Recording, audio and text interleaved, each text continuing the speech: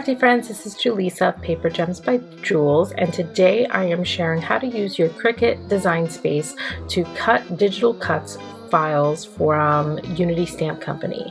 And I am using the new Whit Kit for September 2025, Goosey Ghouls. So let's get into it. So to start, you're going to open up your design space and upload the file. Hopefully by now you've already downloaded the file, and just an FYI, with any of the memberships, if you are a member, these digital cuts are free. So, fun fact. So I've uploaded the files. This is what they look like when you come, when you bring them up, and they are already sized. You do not have to measure them. They are perfectly ready for you. So what I'm doing is creating a template.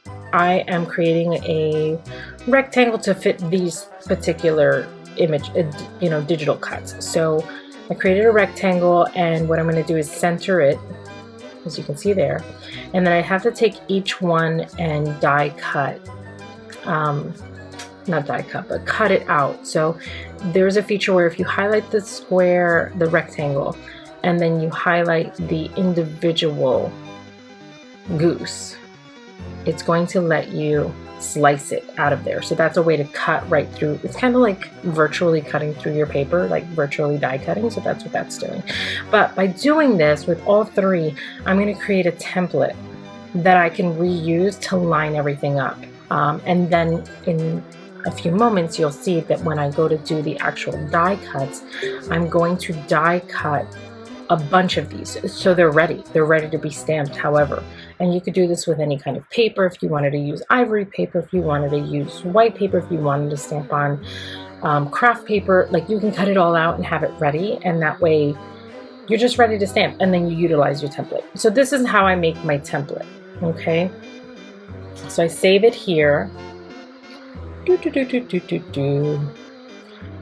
I usually try to keep a title, so that way it's a little bit organized if I need to recut anything else. And then, as you can see, I have multiple files for different types of projects that I've worked on. So that's that portion. Now, once I cut that out, the next thing I'm going to do is cut out the actual files. So when I cut those, let's see, that will be my template, and I'll save that and put that aside. Now, depending on the paper, I'm using really heavy cardstock, so I like to use that, and then I add more pressure just to make sure it cuts through neatly one time. No stress. Done and done. We're not going to show you that portion, all right? So I'm going to save that, and we're going to get out of this screen. Just give it a second. I'm trying to think. All right, so now I'm going to mute this, basically blind, put that little blind eye, and that kind of puts it away so it doesn't cut. And now I'm going to cut these. So for this, I'm going to change my paper because I'm using 8.5 by 11 cardstock, and I am using a heavy white cardstock that I have that's Copic friendly. And now I'm going to create 3 of each. Let's see, did I do 3 of each, or was it 4? I think I did 4 of each. I can't remember. Well, again, just going through the process. This is setting it up. So I think I did I upped it to 4. Yeah, I know I did more than that. And again, so annoying, but I do have to switch the paper. I'm not sure if there's some default settings that you can set up, but either way. So here it is with, I think, did I do more? Maybe I did. Maybe I did 5. This was late at night when I was doing this. All right, now I think I've got it. So now I'm going to cut this out. Once these are cut, now you have die cut images that you can just stamp on, and you can just do all the stamping together. I mean, it's just really, really easy from here. Okay, and so from here you're going to see how it's going to cut it out. I'm going to have a quick video of not only the design space, what it looks like, but then I'll also show you how the Cricut's cutting it out. So just watch this for a little bit, and then we'll go into the next step.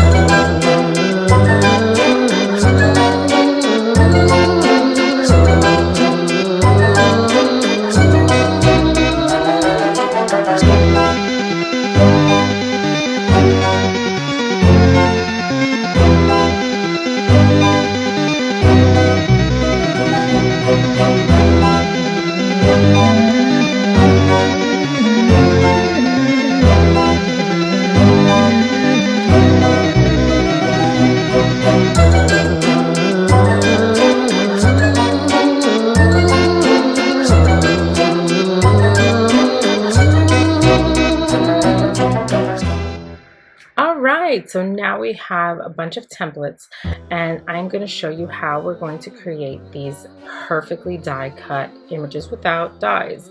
So again, what I love about the digital cut files is that they don't take up space, other than on your hard drive.